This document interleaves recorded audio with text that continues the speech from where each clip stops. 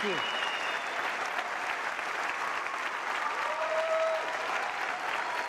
Thank you very much.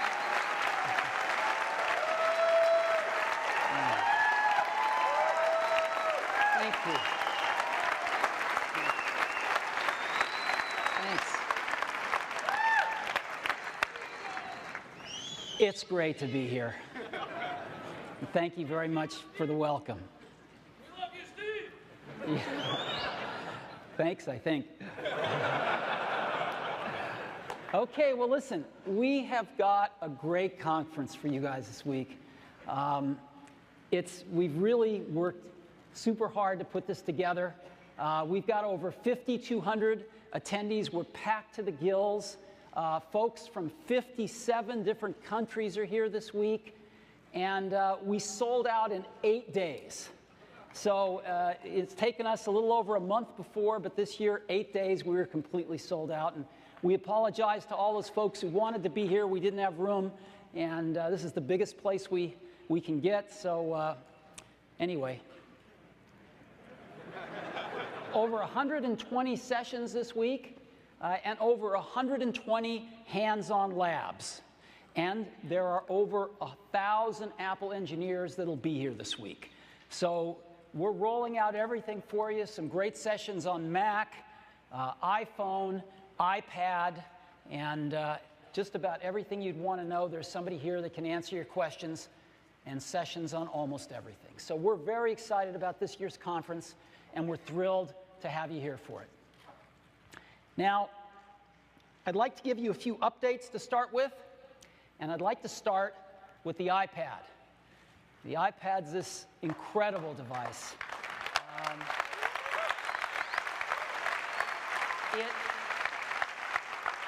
It is really changing the way we're experiencing the web, things like email, photos, maps, video, you name it. It is a whole new way to interact with the internet, with apps, with our content media, and it's going over really well. And it is magical. I know it because I got this email. I was sitting in a cafe with my iPad, and it got a girl interested in me.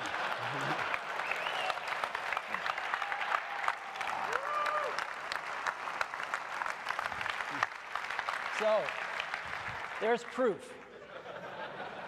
We have sold over 2 million iPads.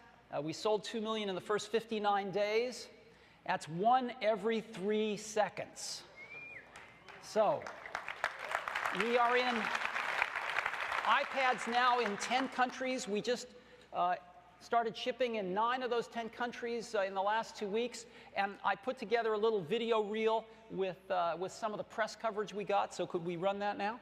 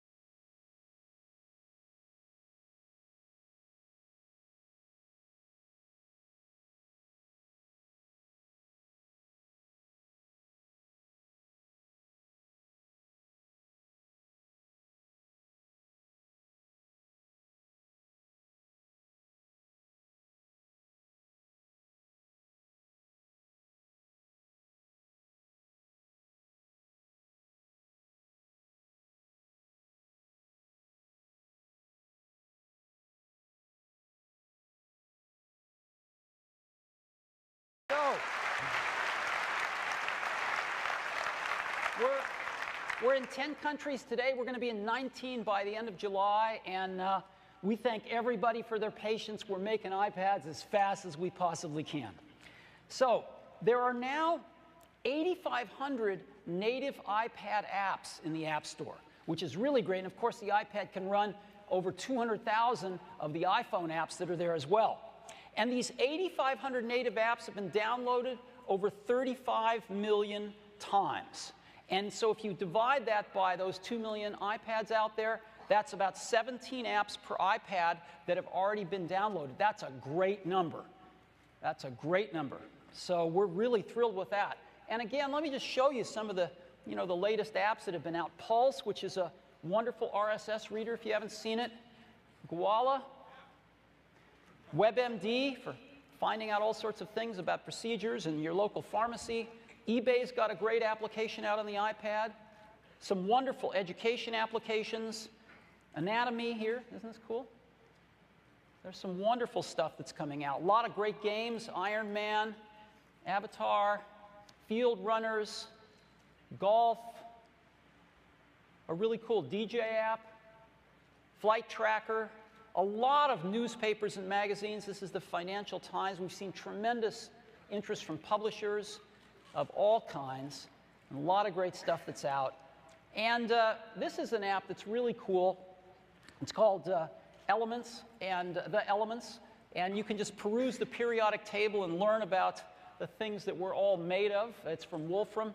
And a friend of mine named Teo Gray wrote this, and he sent me an email and said that I could use it. I earned more on the sales of the Elements for iPad in the first day than from the past 5 years of Google ads on periodictable.com. So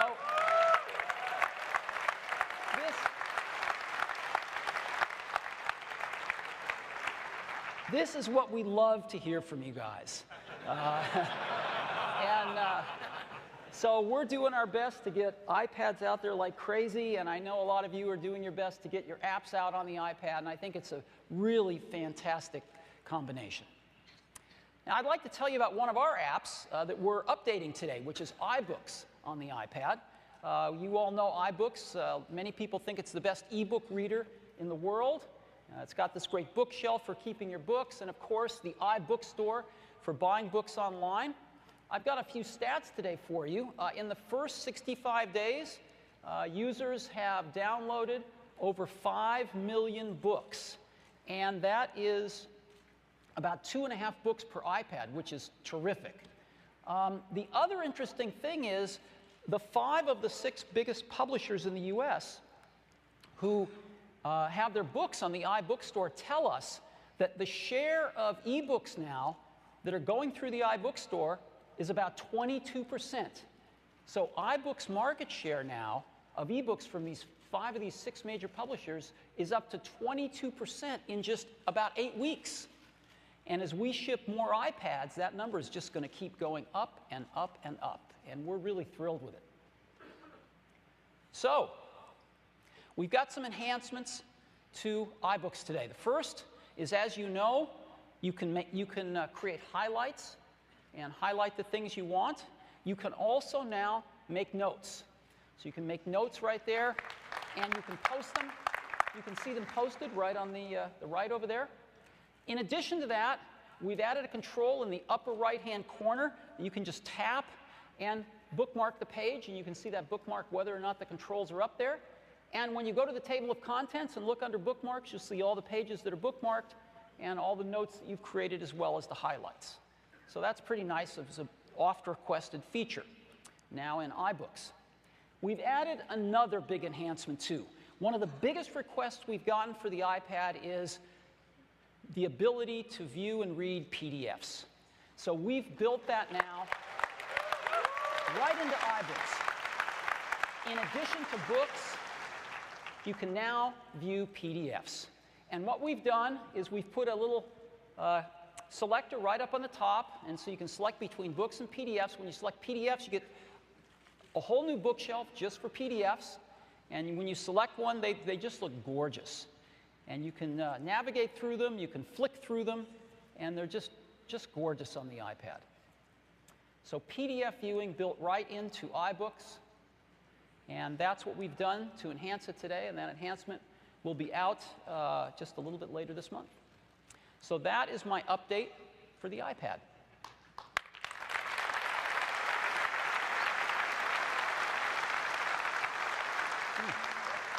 Next, I'd like to talk about the App Store, something near and dear to all of us. Now, before I get into the App Store, I want to make something really clear. We support two platforms at Apple. Two. The first one is HTML5. HTML5 is a fully open, uncontrolled platform that is forged and defined by widely respected standards bodies. Apple is a member of some of these standards bodies along with lots of other companies. And we fully support HTML5. A lot of the technology in it has come from Apple. And Apple's browsers are in the lead in terms of supporting the full HTML5 standard. So we are behind this 100%. And it's fully open. Anyone can write HTML5 apps and have them on the iPad, the iPhone, the iPod Touch, and of course the Mac. The second platform we support is the App Store. The App Store is a curated platform with over now 225,000 apps. And it is the most vibrant app community on the planet. There's nowhere else you can go and find 225,000 apps. And some of them are just terrific apps. So we have these two platforms that we support. And what I'd like to do now is talk about the App Store. Now, you've read a lot about our process of approving apps. Let me give you some of the facts behind this. Might be interesting to you. We get about 15,000 apps submitted every week. That's new apps, that's updates to apps, everything. About 15,000 a week. And they come in up to 30 different languages that we support. 15,000 apps a week, up to 30 languages. Guess what? 95% of all the apps we get submitted are approved within 7 days. 95% of them approved within 7 days. Well, what about the 5% that aren't? Why don't we approve these apps?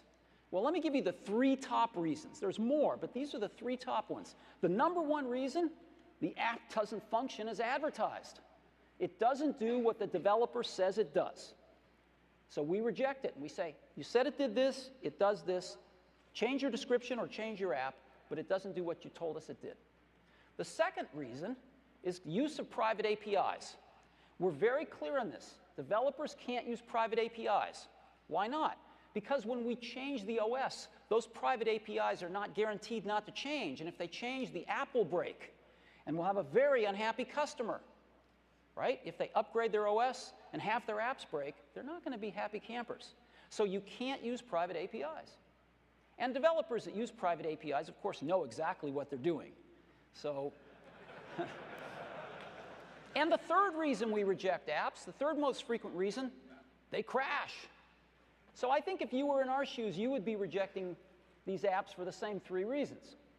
Even with all of this, 95% of these apps are approved within 7 days. So I just wanted to give you those facts. Sometimes when you read some of these articles, you think something different was going on. But 95% of these apps get approved within 7 days. Now, I'd like to highlight one of them for a moment, eBay. eBay came out with a great app on the iPhone last year. And eBay's CEO, John Donahoe, made this statement last week at the D conference. We launched the eBay application on the iPhone last year, 10 million downloads. It did $600 million of volume its first year. It's going to do $1.5 billion to $2 billion this year. Wow. Would we all be this successful? This is fantastic. Well, it's my pleasure now to show you 3 new apps that are going to be on the App Store soon. They're all in the entertainment category, and I'm sure they're all aspiring to this kind of success as well. The first one is Netflix.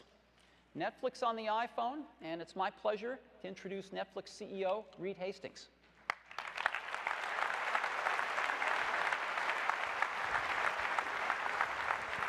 There he is. Thank you, Steve. Thank you, Reed.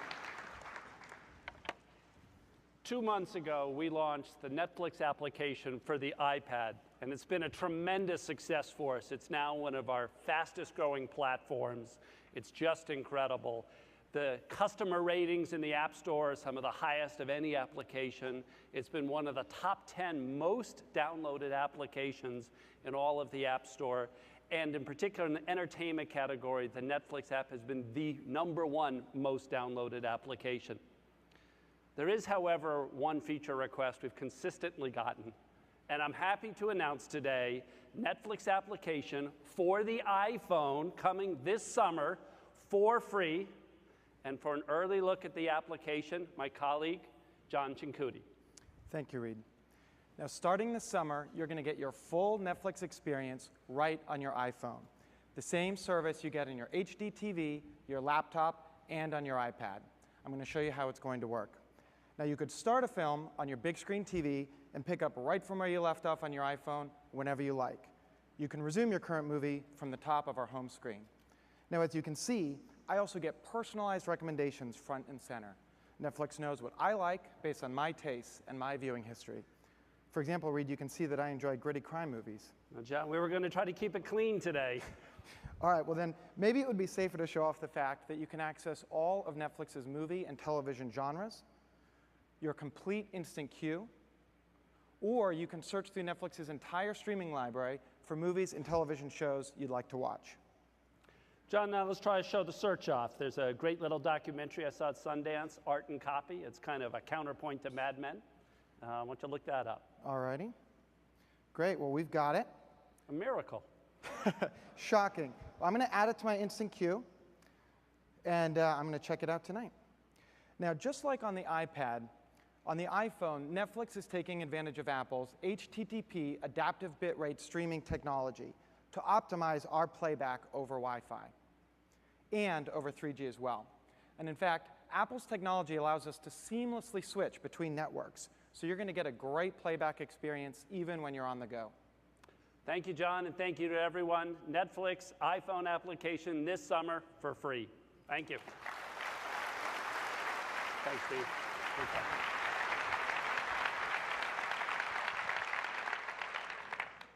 That's great. Next up, Zinnia. Zinnia is a remarkable phenomenon. And, well, let me have them explain it to you. It's amazing. Mark Pincus, CEO of Zinnia. Zinnia. Thanks, Mark. There you go.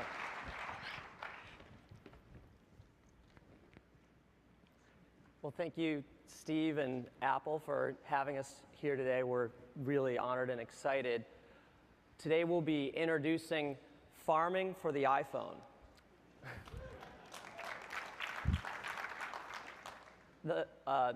Farmville is our most popular game, and we're excited to be finally bringing it to the most popular mobile gaming platform in the world. Every day, 35 million people play Zynga's games. That's more than the combined audiences for the season finales of Lost and 24. And my wife and I were two of those people. And she's here today, but I won't embarrass her any more than I have. In the year since we launched Farmville, it's grown to over 70 million monthly active users, and they're very active users. We're proud that they've raised over $2 million to help Haiti. But anyway, I'll turn it over to my colleague, Jen Herman, who's going to show you farming on the fly. Thanks, Mark. This is the same farm that I've spent many, many hours creating and perfecting on Facebook. Except now it's in the palm of my hand. I've got the same decorations, same friends, and more. Let's zoom in and have a look. Gonna go over and check out my pasture. I've got my San Francisco style groovy barn. And now, let's go into the marketplace. I can use in-app purchases to add cash and coins, which I can then use to go into the market and buy things like animals. Is that a snow leopard? It sure is, and it's only on the iPhone.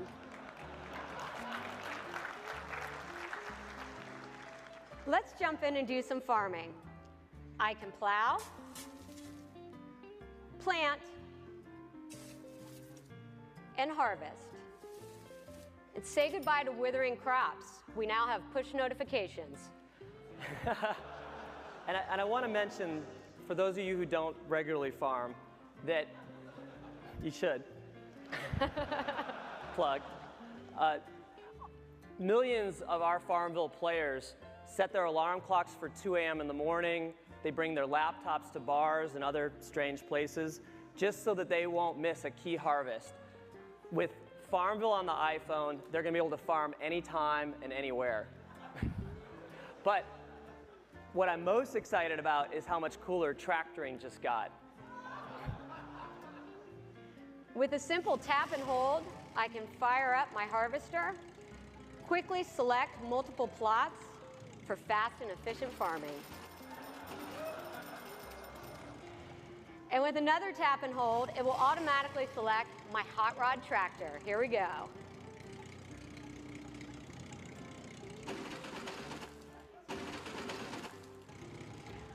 Farmville is all about being social. These are my same friends from Facebook. I can visit their farms, fertilize their crops, and send them gifts. And also, you may not know, or so, many of you do know, that Farmville is all about gifting. And our players send each other over 200 million gifts every day. It's a lot more than Hallmark sends out. Oh, looks like Jen has a new gift now. Let's chat. I do. I've got a few in my gift box. Looks like one of my iPhone friends just sent me a white apple tree. Thanks, and that's our game.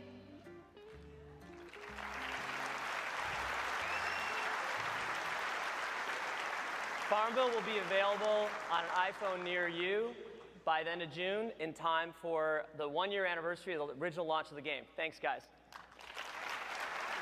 Thank you. Thanks, Mark. All right. Number 3, Activision. I'm really happy to welcome the Senior Vice President, Karthik Bala, to tell us about Guitar Hero.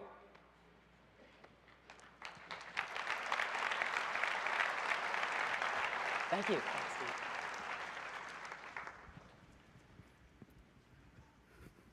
With over 40 million units sold worldwide, Guitar Hero is a pop culture phenomenon.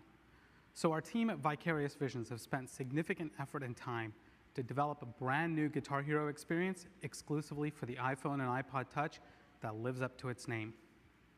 Guitar Hero is about being connected. Connected to your rock star persona, to your friends, and of course to the music. Going backstage, you can customize the look of your rock star any way you want. And you can hop into the photo booth to share that look with your friends. At its core, Guitar Hero is about connecting with your favorite rock music. The game comes with classic rock from Queen and the Rolling Stones, as well as new favorites from Vampire Weekend and Rise Against. We've gotten great feedback and support from our music industry partners, allowing us to deliver rich downloadable content with new music to discover, like this one from the Band of Skulls, one of Jason's favorite new bands. The gameplay riffs off classic Guitar Hero, perfectly tuned for your iPhone.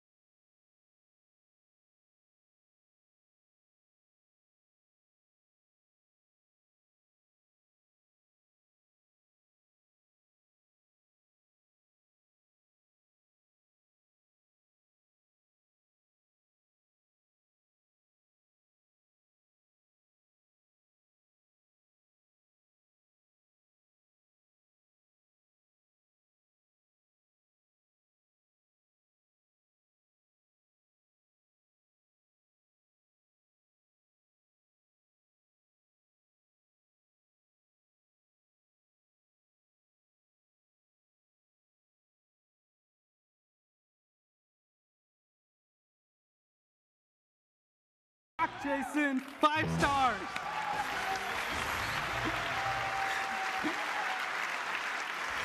You can brag about your high scores to your friends or post them on leaderboards or to Facebook.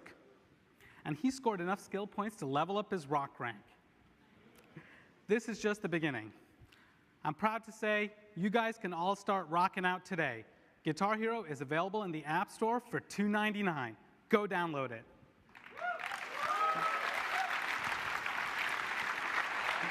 Thanks. Thank you, Steve. Whoa. You know, he was playing that guitar lead real time right there. It's very cool. So, three great entertainment apps, and they're going to join the over 225,000 apps on the App Store. And I've got a few great pieces of information to share with you this morning. The first is just last week, we crossed 5 billion downloads on the App Store. Isn't that incredible? 5 billion. But this next thing is my favorite stat of the whole show today. So as you know, when we get revenue from the App Store, 70% of it goes to the developer, right? 70%. So how much have we paid developers?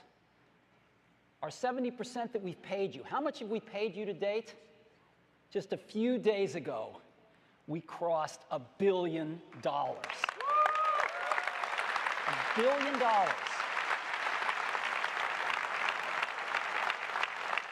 So, and it is one of the greatest things we get to do.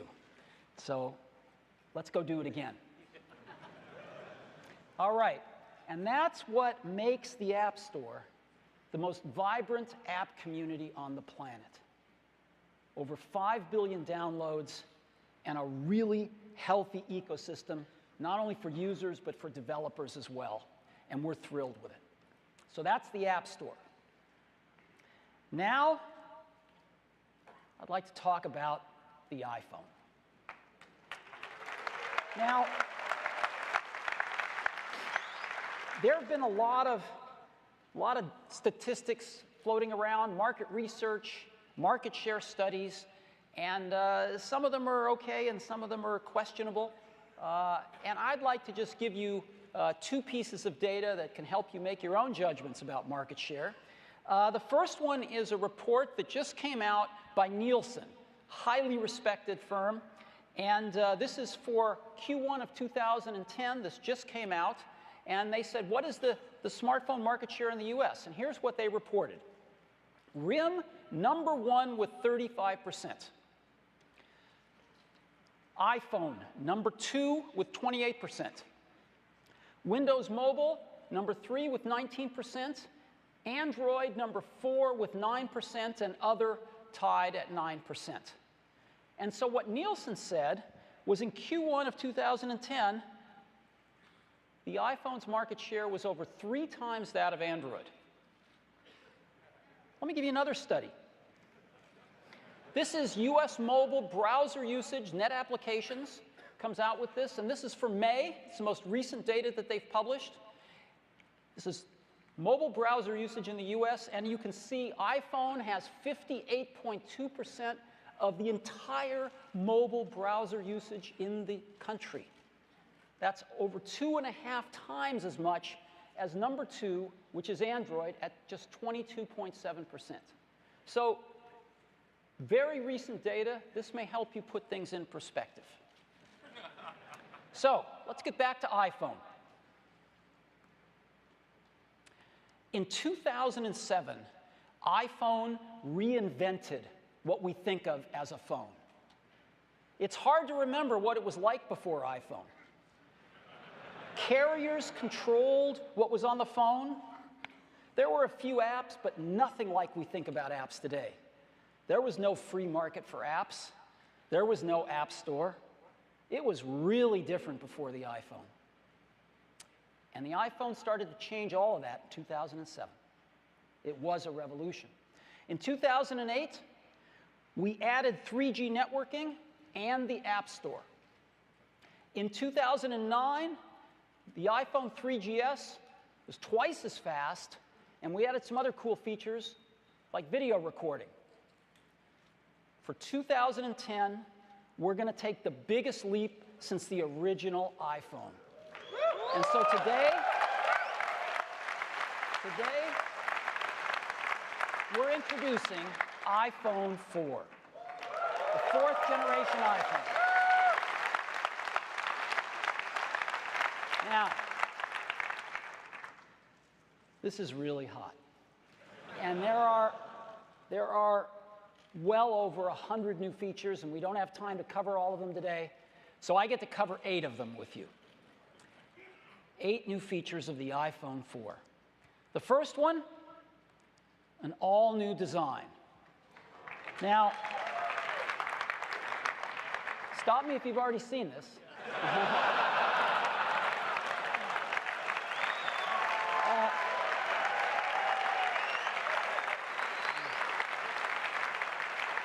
Believe me, you ain't seen it. You've got to see this thing in person. It is one of the most beautiful designs you've ever seen. This is, beyond a doubt, the most precise thing, one of the most beautiful things we've ever made. Glass on the front and the rear, and stainless steel running around, and the precision of which this is made is beyond any consumer product we've ever seen. Its closest kin is like a beautiful old Leica camera. It's unheard of in consumer products today. Just gorgeous. And it's really thin. This is the new iPhone 4. Now,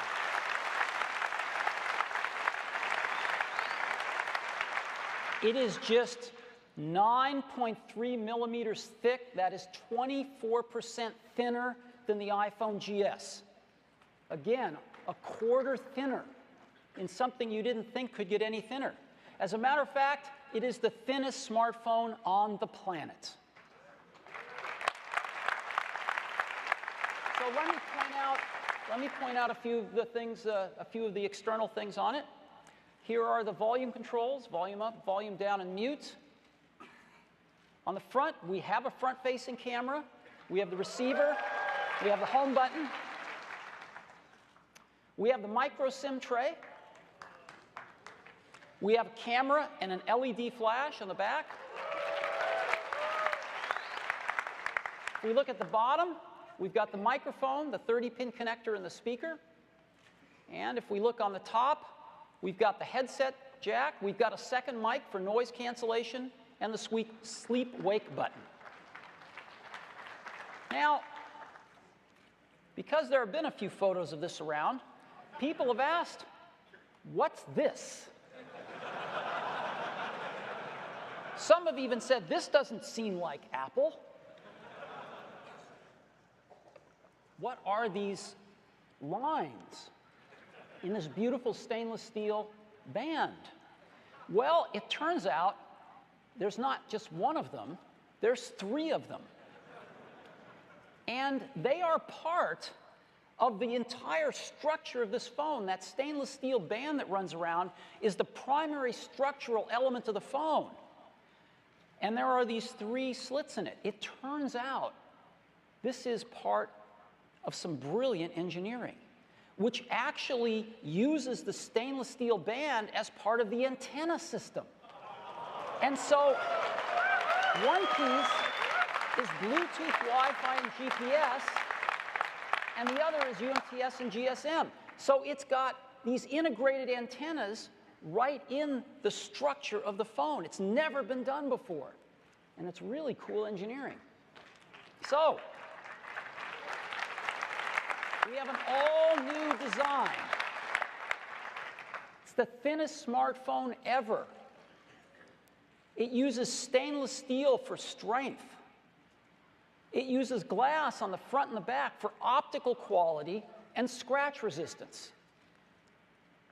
It's got integrated antennas and extraordinary build quality. Again, I don't think there's another consumer product like this. When you hold this in your hands, it's unbelievable. So this is our all-new design for the iPhone 4. That's the first one.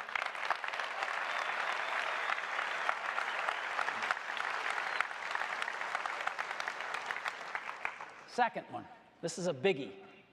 Something we call the Retina display. What's that? Well, in any display, there are pixels. Here's 4 of them. We start off with the Retina display by dramatically increasing the pixel density. 4 times as many pixels in the same amount of space. Now, why is that important? Well, let's make more pixels, and let's say we want to draw the letter A. And this is the outside boundary of one of the strokes of a letter, the letter A. Well, as you can see, we turn on pixels inside that stroke. We can get far more precision the more pixels we have. And we play all sorts of tricks by putting different levels of gray pixels on that line as well to try to fuzz it for our eye. But when we zoom out of this, what you can see is that because we have 4 times as many pixels, we get really, really sharp text compared to what we normally get on displays of lesser resolution. Now, the Retina display has 326 pixels per inch.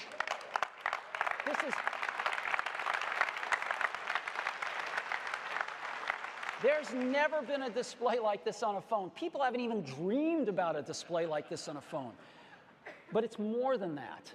It turns out that there's a magic number right around 300 pixels per inch that when you hold something around 10 or 12 inches away from your eyes is the limit of the human retina to differentiate the pixels.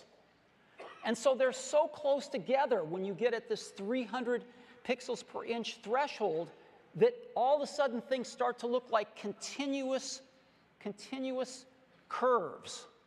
Like text looks like you've seen it in a fine printed book, unlike you've ever seen on an electronic display before.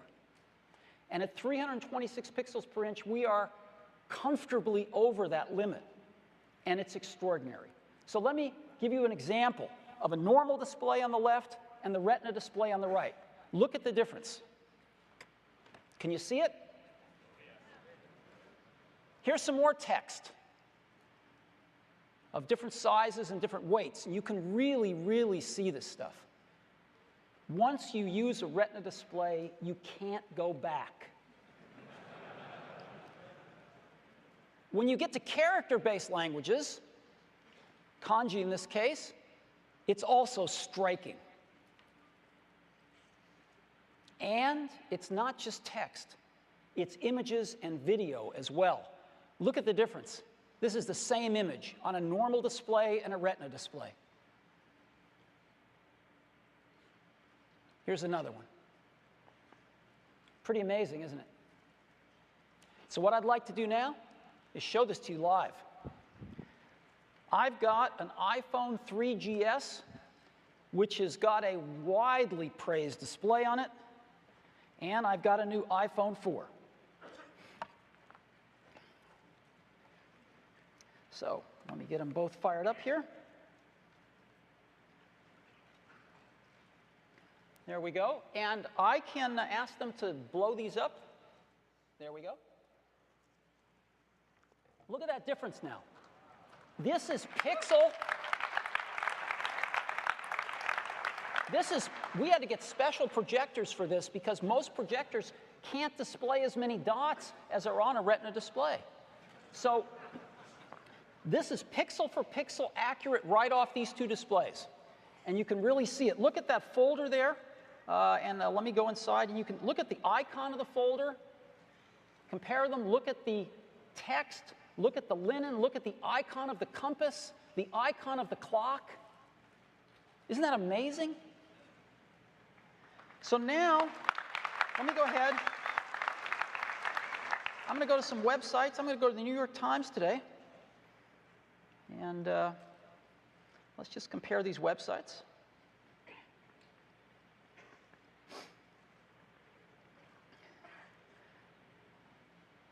Our networks in here are always unpredictable, so I have no idea what we're going to find.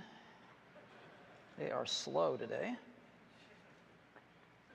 You know, you could help me out if you're on Wi-Fi, if you could just get off.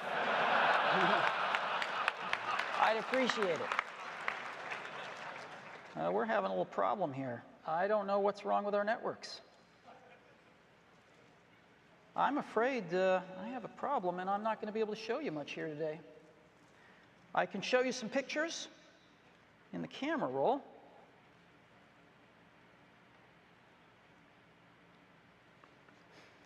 Let's just go take a look at some photos here. Take a look at that. Same photos. Pretty different.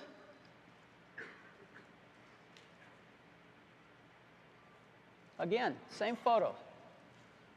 See the difference? You can really see it around the eyes, the teeth.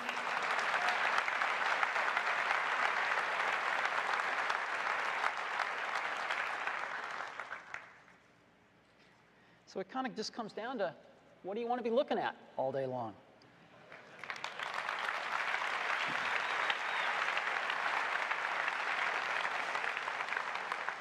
So, the Retina display. 3.5 inches, the same size as the iPhone 3GS, yet with 960 by 640 pixels. That's 4 times more pixels than the iPhone 3GS. 326 pixels per inch, an 800-to-1 contrast ratio, which is, again, 4 times better than the 3GS. We're using IPS technology.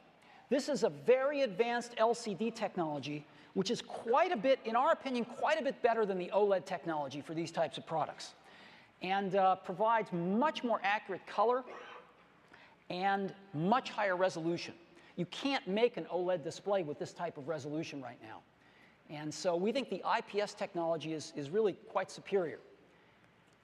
And it results in incredibly sharp text, images, and video. Now, again, the Retina display has got 78% of the pixels on an iPad right in the palm of your hand. iPhone OS 4 makes it so your apps automatically run on the Retina display, full size. But they look even better, because what we do is iPhone OS automatically renders your text in the higher resolution and all your controls in the higher resolution. So you get that automatically, and your apps look even better without you doing any work. But if you do a little bit of work and open up the hood of your app and put in higher resolution artwork, then they will look stunning. So we'd suggest that you do that. So that is the Retina display. Awesome text, awesome images, and awesome video. We think this is going to set the standard for displays for the next several years. And we don't think anybody's going to come close. And you know, the display is your window into the internet, into your apps, into your media, into your software. We think it's maybe the most important single component of the hardware.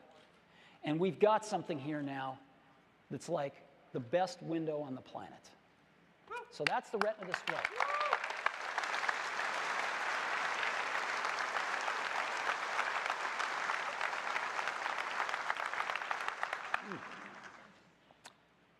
Third up, the iPhone 4 is powered by the A4 chip.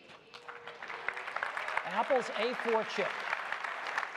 This is a chip designed by our own team. They are really good, and this is wonderful to have in an iPhone. Now, let me show it to you. This is the back of the iPhone. You take the back off. First thing you notice is the iPhone 4 is packed to the gills. There's a tremendous amount of functionality in not such a big space. And so you have to kind of hunt to find the A4 chip, but it's right there. And let me just point out some of the other things. There's the micro SIM. We went to the micro SIM because it's smaller. We need the space. The radios, the connectors. You can see that the biggest single component in the phone is the battery. We've been able to make the battery a little bit bigger. And so that's where everything is inside the phone. Now, because we've been able to make the battery a little bit bigger and because the A4 is so good with power management, we've been able to improve the battery life as well. So we have up to 40% more talk time on 3G, from 5 hours to 7 hours now. 6 hours of 3G browsing, 10 hours of Wi-Fi browsing, 10 hours of video, 40 hours of music, and 300 hours of standby. So we're very pleased with this.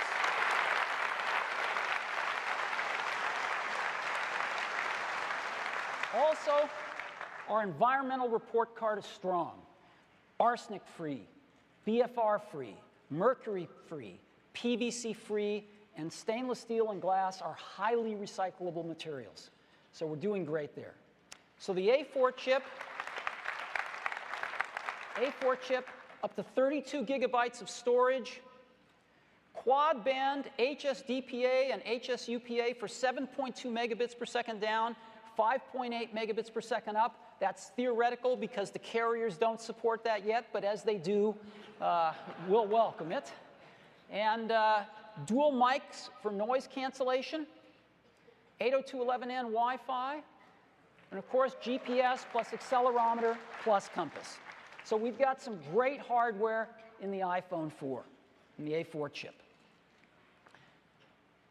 Number 4, we've got another really cool piece of hardware. Remember when we added the accelerometer and how that opened up a whole new vista of gaming? Well, we're taking it even further with the iPhone 4 because we're adding a gyroscope. So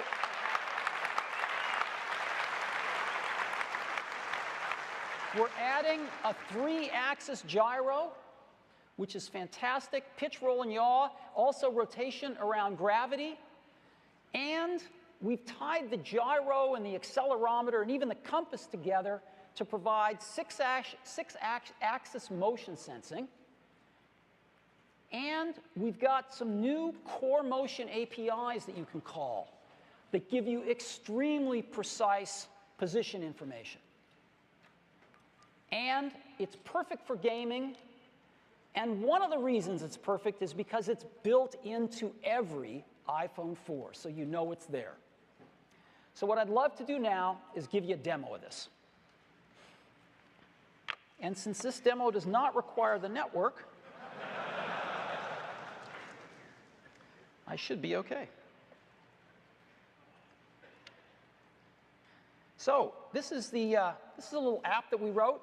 And this is being run with the accelerometer now. And as you see with the accelerometer, I can tilt it from side to side or backwards and forwards.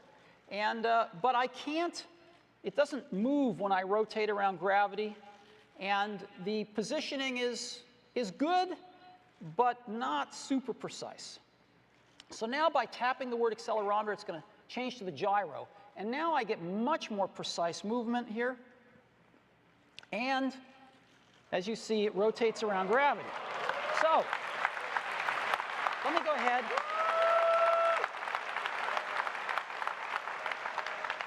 So I'm going to play this game here. And I think I'll take this one off. All right. And maybe I'll take this one out. And I'll take that one out. And this one out. And this one out.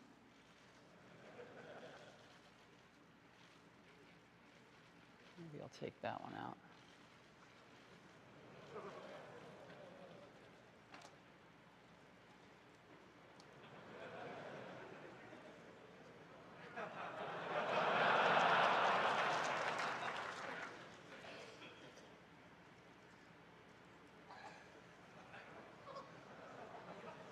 I practiced this a little bit.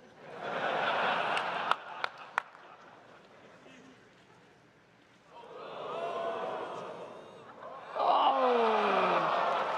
Well, you get the idea. So,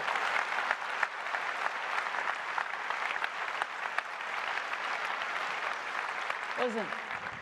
Some of our amazing engineers cobbled that together for me to show you the gyro, but I can't wait to see what you guys are going to do. I think it's going to be pretty amazing.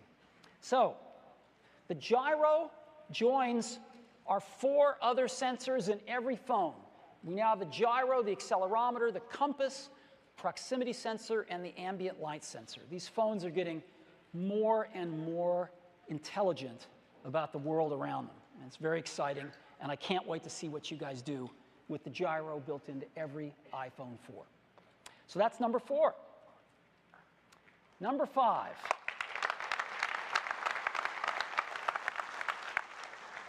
This is a great one. A whole new camera system built into iPhone 4. Now, everybody loves to talk about things that are very tangible when it comes to photography, like megapixels. But we tend to ask the question, how do we make better pictures? And they're different things. Megapixels are nice, but what cell phone cameras are really about is capturing photons, because the cameras are so small, the sensors are so small, the lenses are so small, that it's all about capturing photons and low-light photography. So what we've done is we've gone from a 3 megapixel to a 5 megapixel sensor, but we're using something that has been shipping for a while in larger cameras, but is fairly new to smartphones, and that is what's called a backside illuminated sensor. It's a way of getting a lot more photons to the sensor by getting some of the wiring and stuff out of the way. In addition to that, when most people increase their megapixels, they make those pixels smaller. When you make pixels smaller, they capture less photons. What we've done is we've gone from 3 to 5 megapixels, we've kept the pixels the same size, 1.75 microns. And so they don't capture less photons per pixel, and we have more pixels. We've got a 5x digital zoom built into the camera app. Of course, what we pioneered, tap to focus, and we've got an LED flash built in. And the pictures that we're taking off this are pretty remarkable. Of course, you can do portrait and landscape. You can see the digital zoom right there. And these are pictures that are taken right off the iPhone 4. They haven't been touched in any way. And it shows you what kind of quality we're able to get. Again, these are completely unretouched.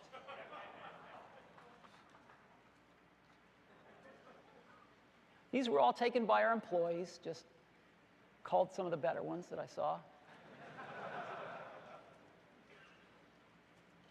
So this gives you, as an example, that low-light photograph is hard to take with any camera, much less a phone. So we're really happy with the photos we're taking with the iPhone 4. We think we got a great camera built in. But that's not all. Because the camera also records HD video. And that's HD video at full 720p at 30 frames per second. So it's real HD video. Now, we pioneered tap to focus for still photos. We now have tap to focus video.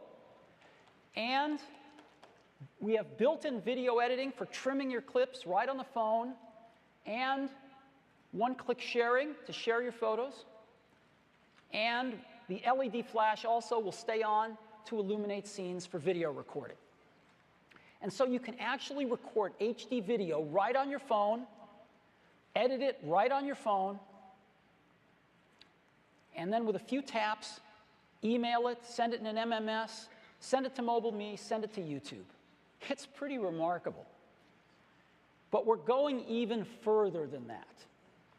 Because what we've done is we've written an application ourselves called iMovie for iPhone.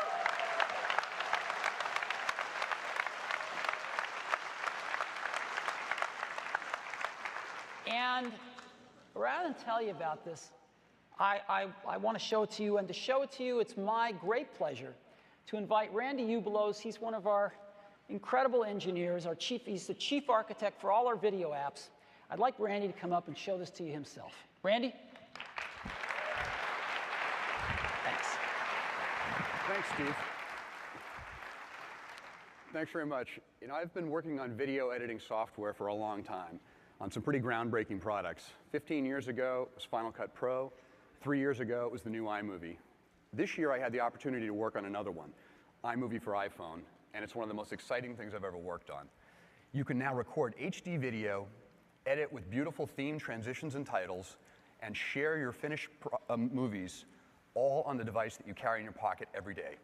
It's really amazing. Let me show it to you. Go ahead and bring this up, and you can see the icon there. I'll go ahead and tap on that. So once we bring up the application, you get a list of all the projects that you have. And I'm going to go ahead and just tap on this project. And now I get my editing environment. I can see the clips that I have edited into this project down here along the bottom. I'm going to go ahead and rotate the phone over so we can go to landscape. You see I got the same view here. And let's go ahead and do a little bit of editing on this. I can record directly into the timeline if I want, or I can choose from existing clips and photos that are on the device. I'm going to go to my video bin here, and I'll just scroll down. Let's pick this clip. I can put this in, and I can pinch and change the scale of the timeline down here. And we'll go ahead and select this clip, and now I can just grab the pin and drag this to trim the beginning portion of the clip to set the length to be whatever I'd like. I can zoom that in a little bit if I like. Now let's go ahead and add a photo. So what I'm going to do is go back to my bin, go to my photos, then I'll scroll down here a little bit, and we got this Weekend in SF event. I've got a nice picture here that's got the whole group, so I'll go ahead and choose that. Now, once I've got that in there, I can tap on it, and photos automatically get a Ken Burns effect on them. So I can go ahead and adjust that. I'll go back to the beginning, and I can pan around, I can zoom in, and you'll see that as we go from the beginning to the end, I'll get a nice Ken Burns effect on that. I can also use theme transitions. So I'm going to go ahead to this title, and I'm going to switch it from a cross dissolve to a theme transition. And when I do that, I get this nice theme transition that'll come across on here. We can go ahead and put a title on the first clip. I'll just double tap on it. I'll select title, and I'll choose an opening title. I'll just go ahead and tap, and I'll give it a nice title here. So I'll go ahead and just type in our California vacation. And once I put that in there, one of the things you'll notice is that it's put San Francisco on there. The camera records geolocation information into the video that's been recorded, and we pick that up automatically, and it gets put into the theme, as you see there on the screen. Now I'm going to go ahead and add some music. So I'll go ahead and I'll bring up the audio bin. I could bring in music from my iTunes library, or we also have some theme music that comes with the product. So I'll go ahead and choose this playful track. And let's go ahead and just play this back.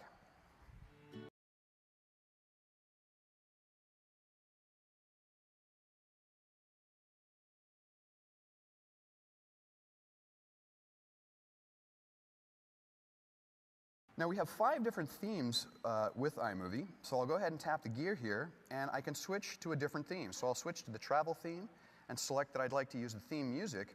And what you can see here is that for this theme, the geolocation data has actually been put on a pin on a map, and that map slides around and the pin moves around based on the location that you have on the map. And if I scroll over here a little bit, you'll see the transition has been replaced with this nice theme transition with some stamps and things. So that happens automatically when you switch from one theme to another. So I can come back to the project list, and I can tap the export button, and I have 3 different sizes that I can choose to export all the way up to HD 720p. And what I'm going to do now is we're going to show you a version of this project that was exported out at 720p HD, and what you're going to see was produced entirely on the phone, recorded, edited, rendered, all completely on the phone. I'll go ahead and show you that.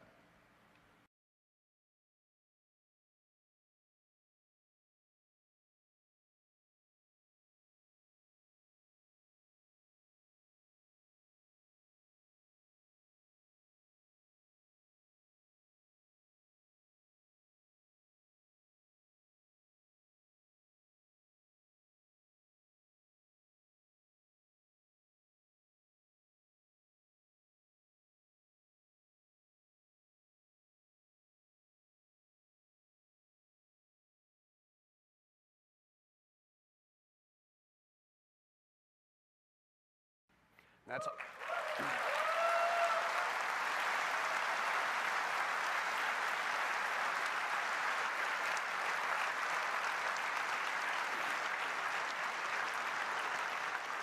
iMovie for iPhone 4. Thanks very much. Thanks. Isn't that awesome? So iMovie for iPhone.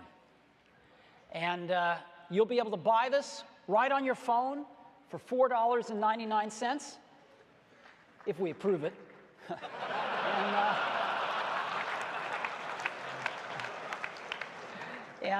So this is, again, part of this amazing new camera system on the iPhone 4. And we're really proud of it, and I think you're going to like it a lot.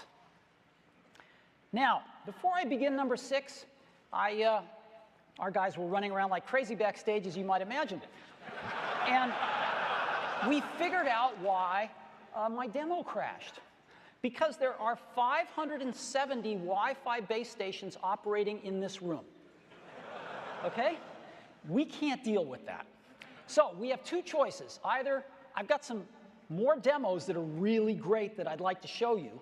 So we either turn off all this stuff and see the demos, or we give up and I don't show you the demos. Would you like to see the demos or not? Yeah. Okay. So here's the deal.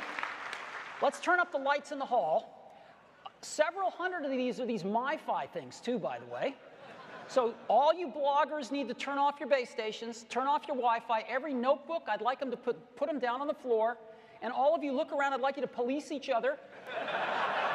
If you want to see the demos, shut all your laptops, turn off all these MiFi base stations, and put them on the floor, please. Come on, look around you.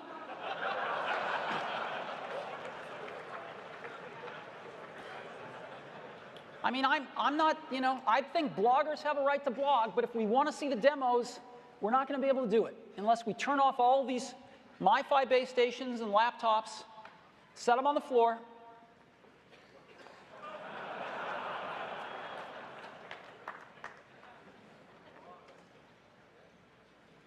I've got time.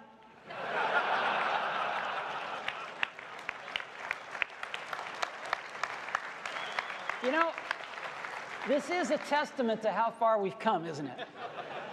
It's incredible. 570 Wi-Fi base stations in this room. Wow. All right. We done? Yeah, I really appreciate it. I'm sorry to inconvenience you, but if we want to see the demos, this is what we have to do. All right. So, number 6, iPhone OS 4, the most advanced mobile operating system in the world. Now,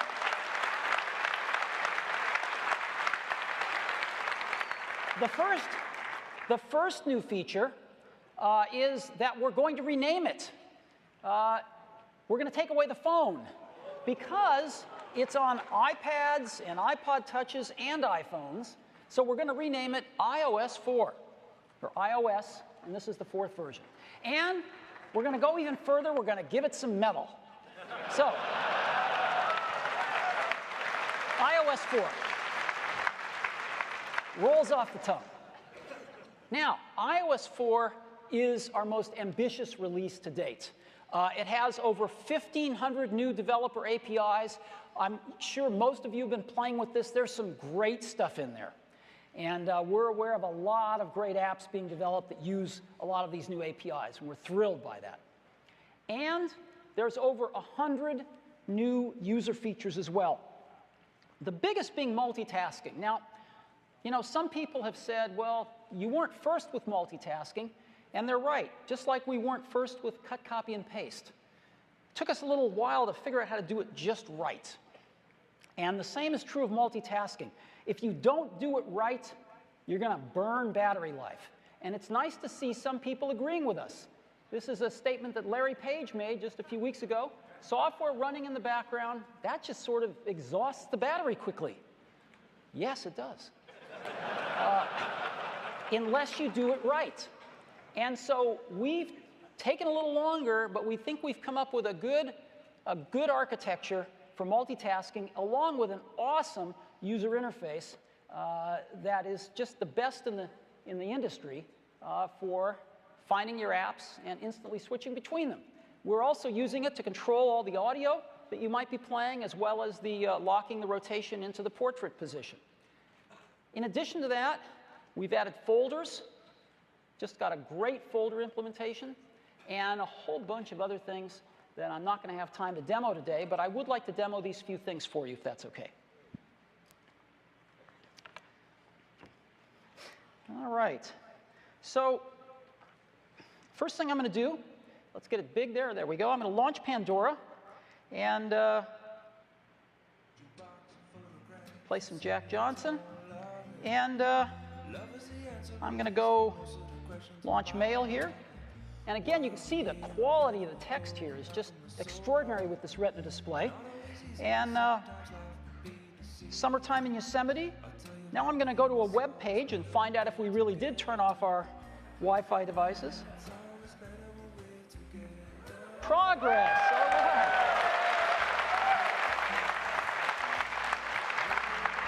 Thank you. All right. And so again, look at the quality of this text and graphics. And I'm going to go ahead and just go back to Mail just by double tapping the home button, seeing all of the apps that are running here and just scrolling through them all. But I'm going to go back to Mail here. And now I'm back in Mail. And I can also, if I want to, again, just go back here and I can swipe to the right. And there's the audio controls for whatever audio app I'm using. In this case, Pandora. I'm just going to pause it right here. And I'm in Mail right now. Let me show you a few things in Mail real quick. I can go to my inboxes, and as you can see, I have the unified inbox, which is all inboxes, or any of the other inboxes I've got, so I can switch really fast between all my inboxes if I want to.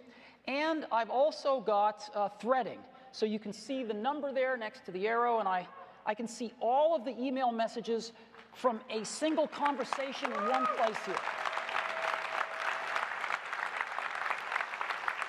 So it makes it really easy to follow a conversation, delete a whole conversation at once, etc. Okay, now what I'd like to do is go back to the home screen, and I'm going to create a folder. And we've got this great new folder system for being able to help you organize and manage your apps. And all I have to do is just hold my finger on an icon till it starts to jiggle and drag it on top of another icon. So I will drag this sports app on top of another sports app, and it automatically makes a folder, and it names it based on the category of apps. Now, I can rename it at any time if I want to, and I can go back and drag other apps in as well. I can drag my ESPN app in there, and I can drag a sports game in there if I want to. Whoops. And so now when I go in there, boom, there's my 4 apps. I can drag one out if I'd like. And I can also take an app out of the dock, and I can even drag a folder in the dock if I want to. And so now I've got my folder with me wherever I am in the system, and I can just tap it and see all my sports apps. And it's really, really helpful. So that gives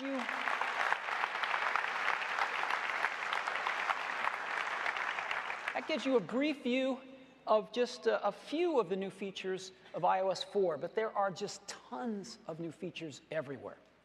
So, iOS 4, multitasking, folders, the Retina display integration. Again, we've enhanced every app we ship on the iPhone to work perfectly with the Retina display, super high resolution artwork, etc., and put in all the work so that your apps automatically work beautifully with it as well, even if you don't update your artwork.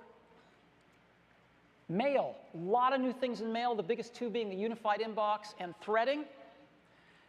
A lot of enhancements in the camera and the photo apps to take advantage of our whole new camera system.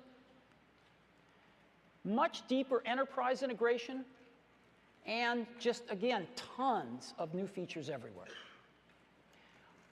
I wanted to hit for just a second on the enterprise integration. We got a lot of requests, and our enterprise customers are thrilled because we got all of that stuff in to iOS 4. Much better data protection, device management. They can wirelessly distribute apps around the enterprise, multiple exchange support, deeper VPN support. Our enterprise customers seem really, really excited about iOS 4. Another thing we're adding on the consumer side is today we have Google Search and we have Yahoo as an option that you can select. We're adding a third option, which is Bing. And so Google will stay the default, but now you'll have one more choice if you'd like. And so instead of just having one choice or two choices, you have three choices. You can search with Google or Yahoo or Bing. Each one takes a unique approach to how they search and how they format their results. So again, we're going to give you the choice. You decide, but you have one more choice now. And Microsoft's done a really nice job on this. It's an HTML5 presentation. They've done a great job. So check it out. It's kind of cool. All righty. So iOS 4, and we're going to put a Golden Master candidate in developers' hands today.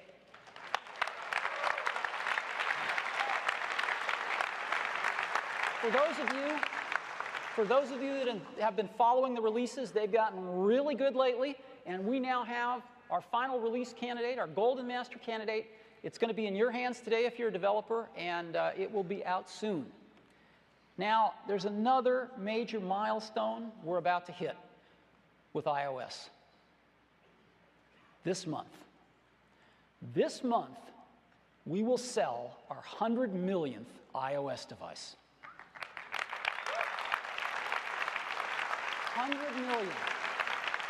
That's iPhones, iPod Touches, and iPads.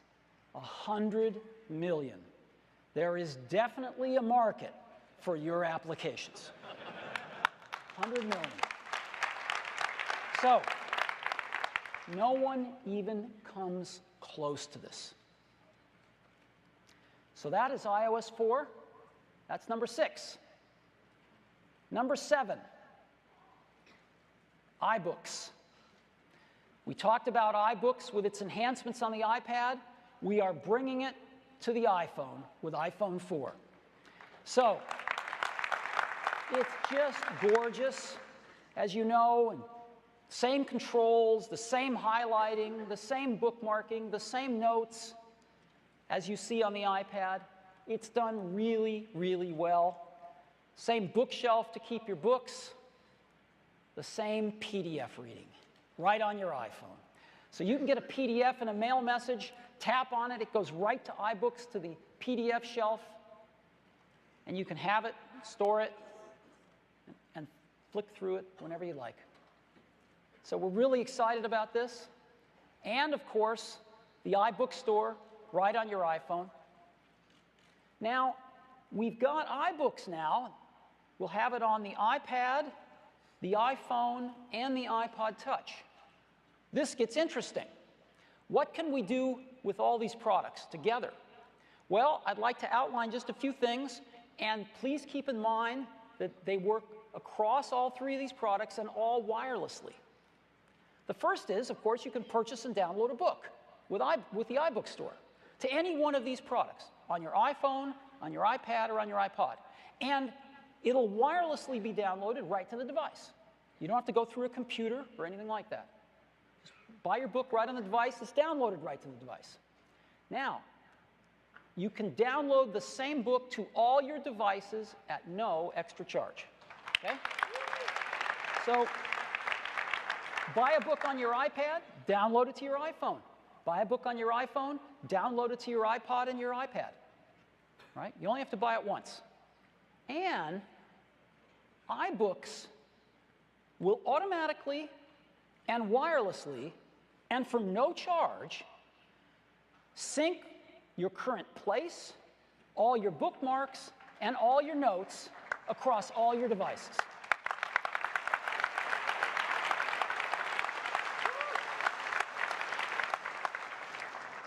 So you can start reading a book on your iPad, you need to run out with your iPhone in your pocket, pick up right where you left off with all your bookmarks, all your notes, right on your iPhone. Just all works. And so that is iBooks on the iPhone, and I'd love to give you a demo of that. Partly because I just want you to see how beautiful it looks on this amazing Retina display. So I'm going to open one of my favorite books, Winnie the Pooh. And look at that gorgeous text. It doesn't get any better than that. And again, you can just flip through the book. And you can make a selection here. And you can say, I want to highlight that. You could select it again and say, I'd like to maybe change the color of that highlight. And I could make a note if I want. And so I could say, you know, I love Winnie the Pooh. And I've got myself a note right now. And I could bookmark the page if I wanted to. Put away the control. Oops, let me go back, sorry. Put away the controls.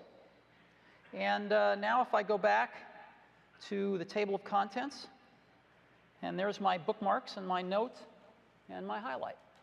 So it all just kind of works. And let me go back now to the library. And I'm going to switch to PDFs. And here's my PDF bookshelf with my PDFs on it. So let me open one of those. And I can use just thumb along the bottom if I want to. Or I can just flip pages like this by tapping them. Isn't this cool? And again, I can just, you know, zoom into text, pinch and zoom any way I want to. It's just really, really nice. Look at that. Pretty cool, huh?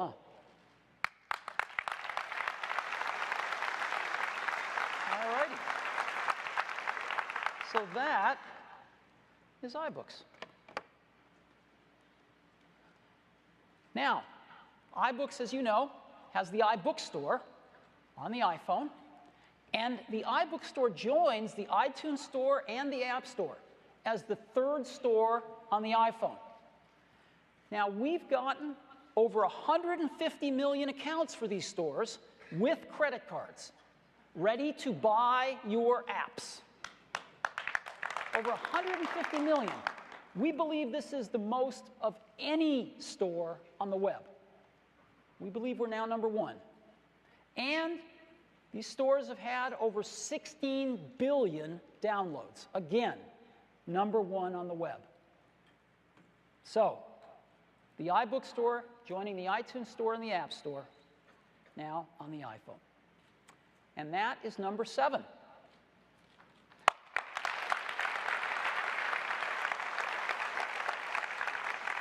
#8, iAds. Why are we doing iAds?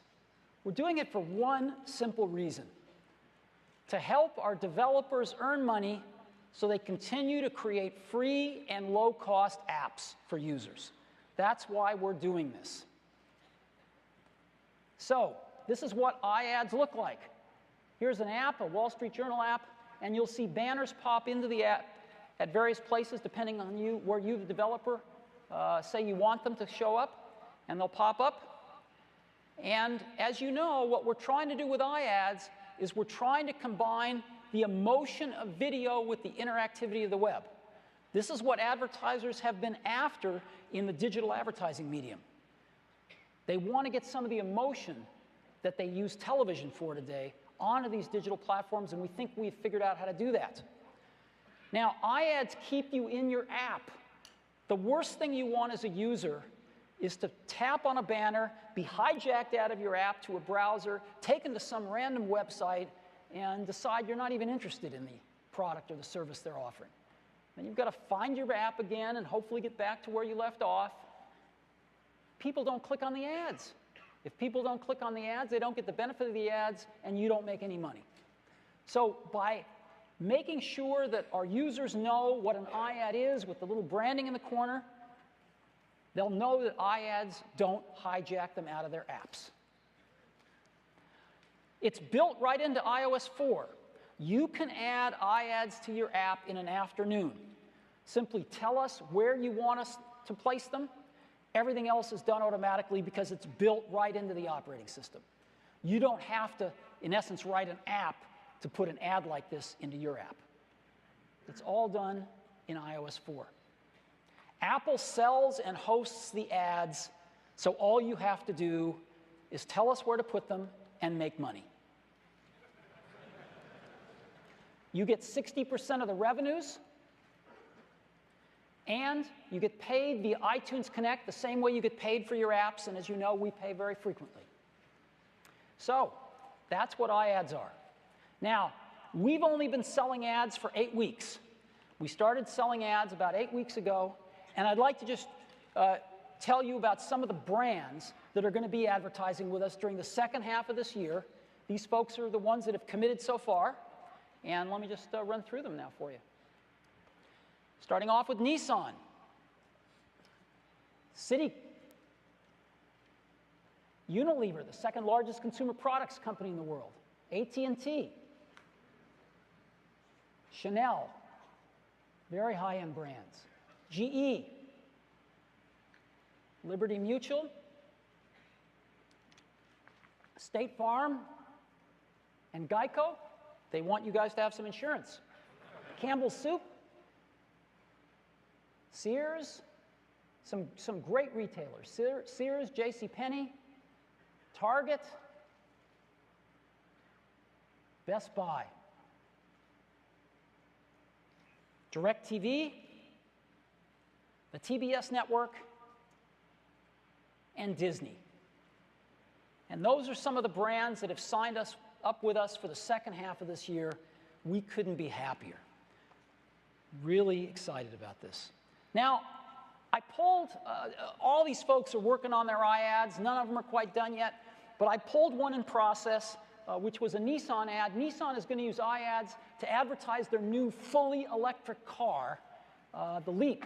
And so I pulled their ad, and I just want to show it to you now. Again, it's a work in process, and they were a little hesitant to have me show you, but I wanted to show you, so I convinced them.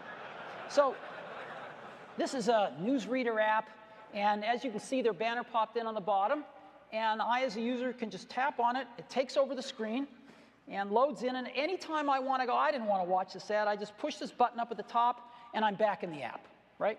So I can get back to the app instantly. Let me go back into the ad, in this case. So they're loading up a little bit of video, and here we go.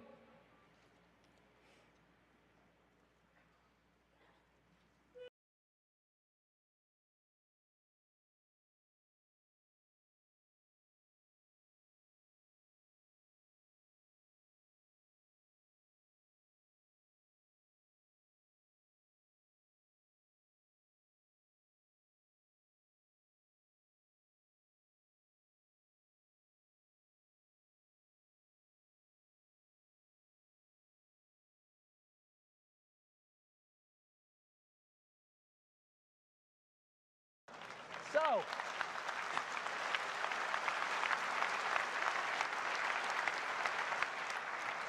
it's amazing how, 15 seconds of video, how compelling it can be. So now we've got this really cool navigator on the bottom that as I spin it around, it spins around the car. And so let me show you a few things here. I can say, a new driver. The only way you're going to be able to register to get one of these initially is with this ad right on the iPhone. So if you're interested in the Leaf, you have to get an iPhone and register in this ad. So let me show you a few things they've done. This is very cool. They want to show how efficient the Leaf is, and they came up with this really cool way. The new miles per gallon, and so you just tap on this, and it shows you that a Leaf goes 38 miles on for a dollar. Right? A dollar's worth of electricity in this case takes you 38 miles. How much will a dollar's worth of fuel take you in some of these other cars? So you just push on the car, and you can see, well, a Hummer doesn't take you very far. A Corvette takes you a little further, a Ford Taurus a little further, Mini Cooper, it's kind of a cool car. That takes you about 10 miles. A Civic, They're not so good. Here's a Prius. That's probably a little further. So, you know, this is a pretty doggone compelling way to get their point across. And it's fun. And so this is what iAds are all about. So, and then one other very cool thing they're putting in here is the new prize. They are going to actually give away a car. And so you enter through the ad. So I can just shake my phone and change the color, you know. Well, let's say I want a red one. So I enter to win a red one. And, oh, okay, sorry. Well, I'll go with that one. And it pulls my name up, my contact information, and I can just submit it.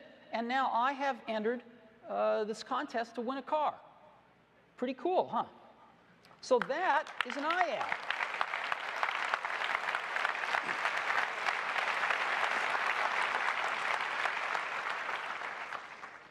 And I think a lot of people are going to try to win the car. It's a great idea. So, iAds.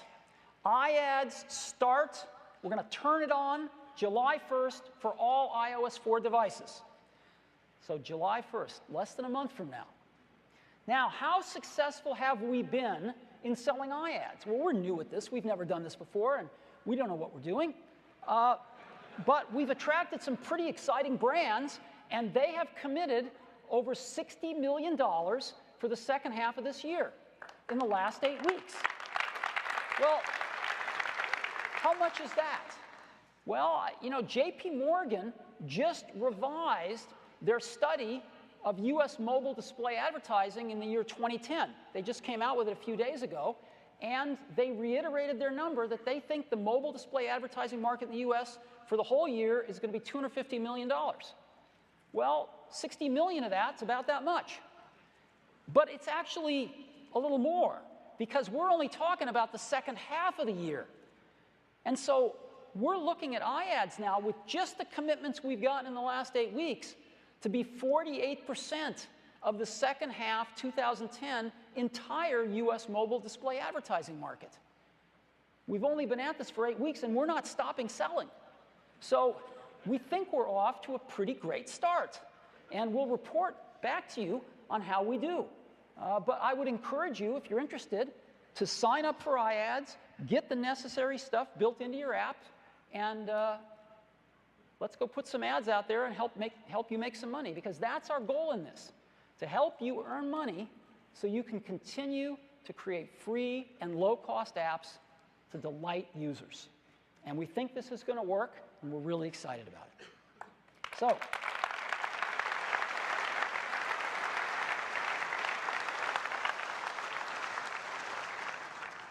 So those are the 8 things I wanted to share with you on iPhone 4. What do you think so far? You like it?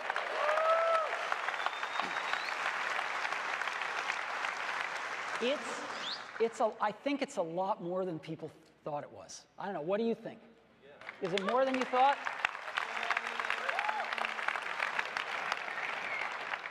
Well, we're really pleased with it.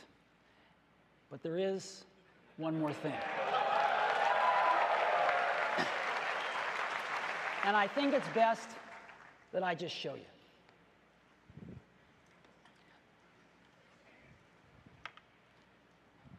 Now, I really want your Wi-Fi devices off. Are they off? Please turn them off if you've turned them back on. So, in 2007, when we launched the iPhone, it was my privilege to make the first public call on stage to one of my best friends in the whole world, Johnny Ive, the head of our design team. And I'd like to do the same on this occasion. So I'm going to go ahead and call Johnny now.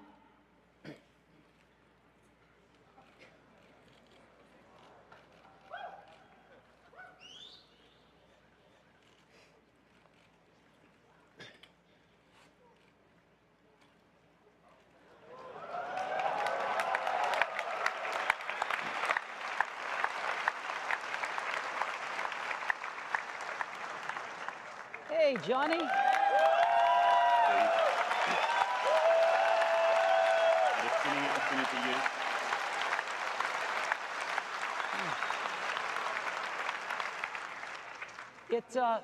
this never freezes up, so you guys haven't turned off all your Wi-Fi. Come on, let's get it off, please. Hey, Johnny, how you doing? I'm good. How are you? I'm doing okay, except for these guys that aren't turning their Wi-Fi off. Bit naughty, isn't it? Yeah. You know, this is amazing. I grew up here in the U.S. with the Jetsons and with Star Trek and communicators, and just dreaming about this. You know, dreaming about video calling, and it's real now. You know, did you have this kind of stuff in England? I grew up watching exactly the same TV shows. You know, I used to love that sort of wonderful, sort of optimistic view of the future, and it's real now, isn't it? It's real, especially when people turn their Wi-Fi stuff off.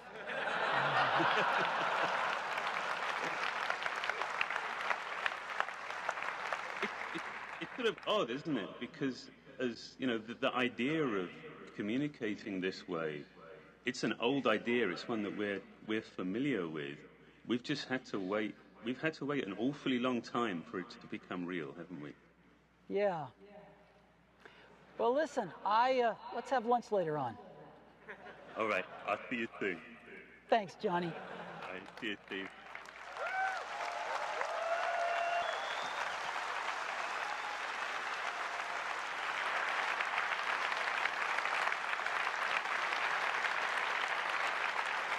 So,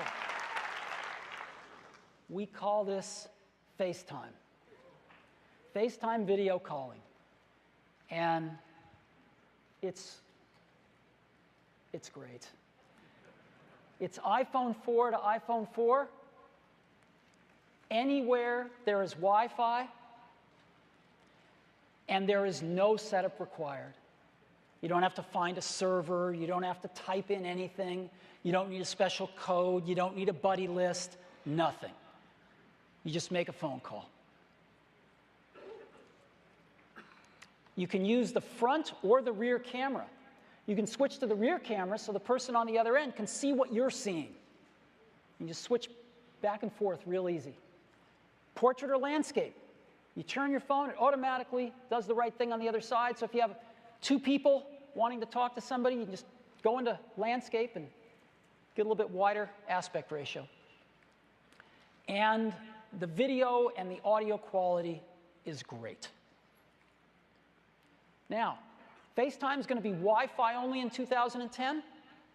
We need to work a little bit with the cellular providers. Get ready for the future. So we're Wi-Fi only in 2010.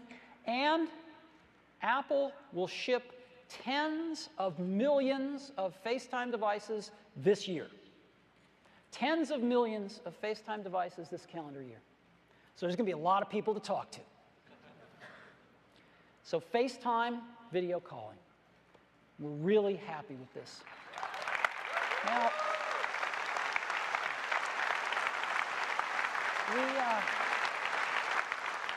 we made a little video to just show some of the ways that we hope people will use FaceTime, and I'd like to run that for you now.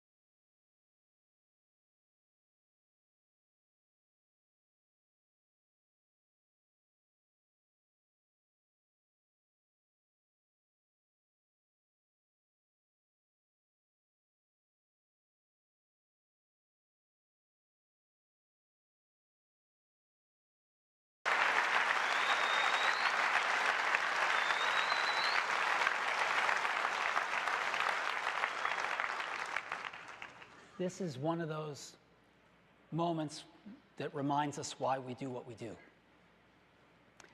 So FaceTime. iPhone 4 to iPhone 4, anywhere there's Wi-Fi, zero setup, portrait or landscape, front or rear camera, and amazing video and audio quality. Now, FaceTime is based on a lot of open standards, H.264 video, AAC audio, and a bunch of alphabet soup acronyms. And we're going to take it all the way. We're going to the standards bodies starting tomorrow, and we're going to make FaceTime an open industry standard.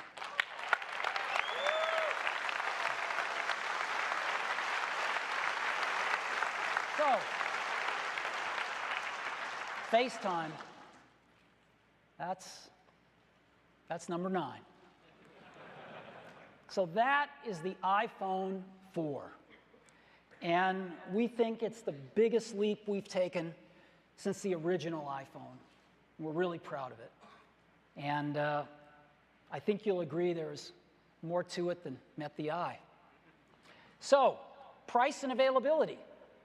Well, first of all, the iPhone 4 comes in 2 colors, black and white. They are both gorgeous. And the price, with the normal qualifications and 2-year contract, $199 in the US for the 16-gigabyte model, same price as the 3GS, and $299 for the 32-gigabyte model. Now, I'm thrilled to also announce that AT&T is going to make an incredibly generous upgrade offer.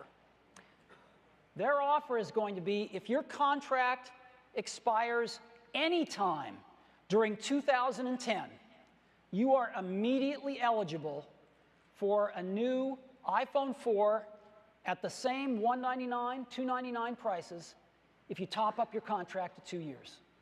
So you can get up to 6 months early eligibility for an iPhone 4. If your contract expires any time this calendar year, you top up your contract to 2 years, and you can buy an iPhone 4 for the same price, $199 or $299. So we're thrilled about that. Now, what's our lineup look like?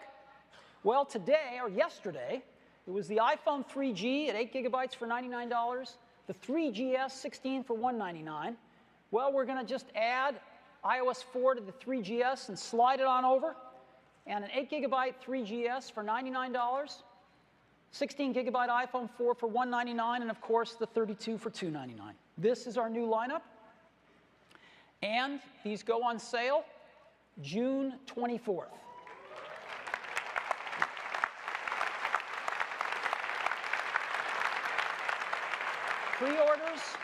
Pre-orders start a week from tomorrow, June 15th.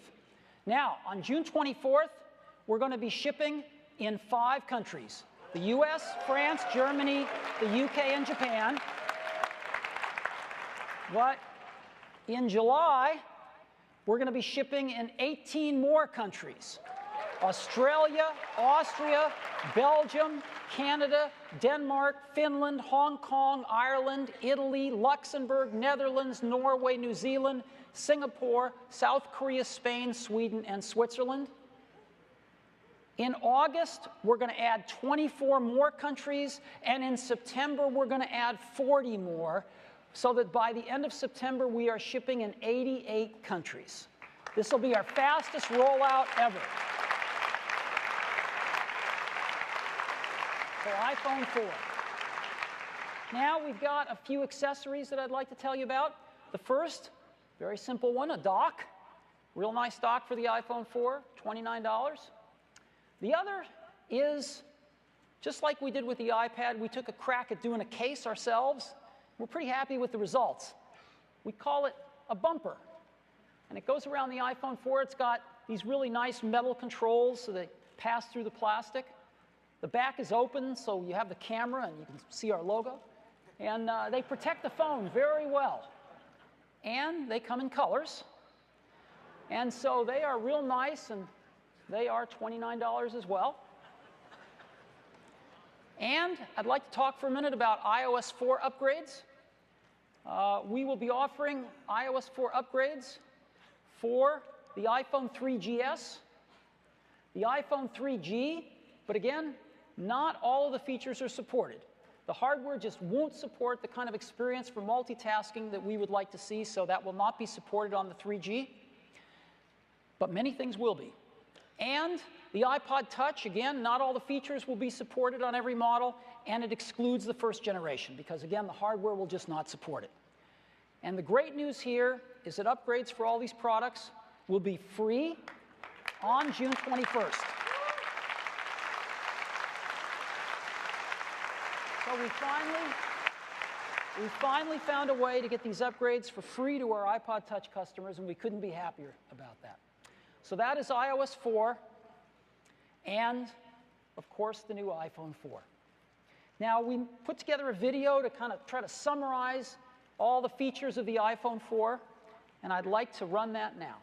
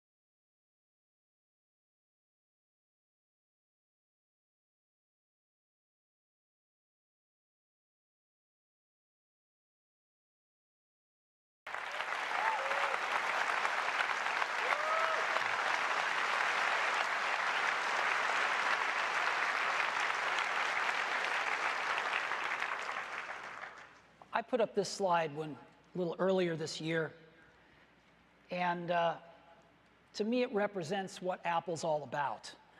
Apple's not just a technology company, even though we have and invent some of the highest technology in our industry. It's more than that.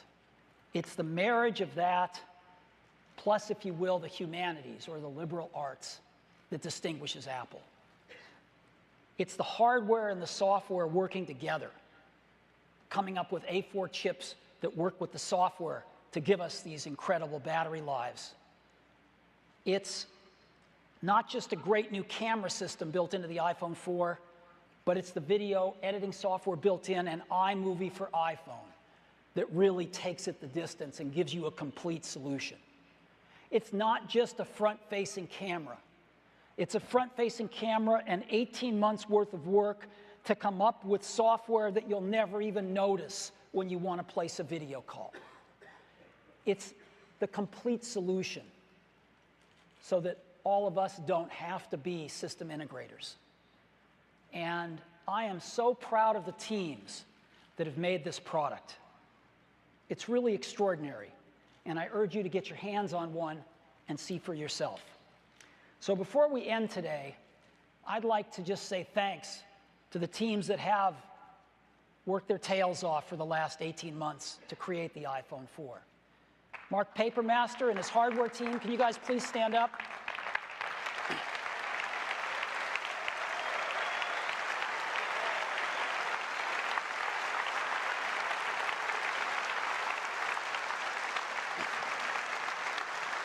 All of the Johnny Ive and the design team.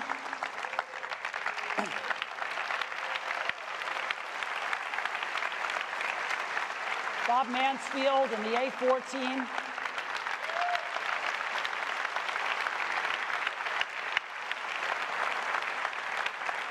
Scott Forrestall and our remarkable iOS software team. Scott.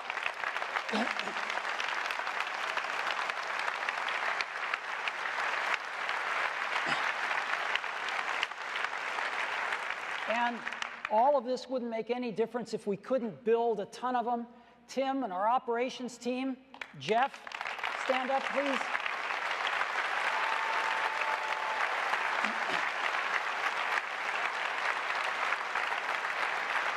And all the rest of the Apple family that just supports us in 1,000 ways.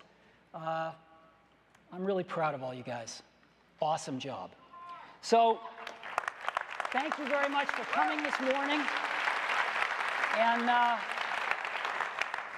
this is our new baby. I hope you love it as much as we do. Thank you very much.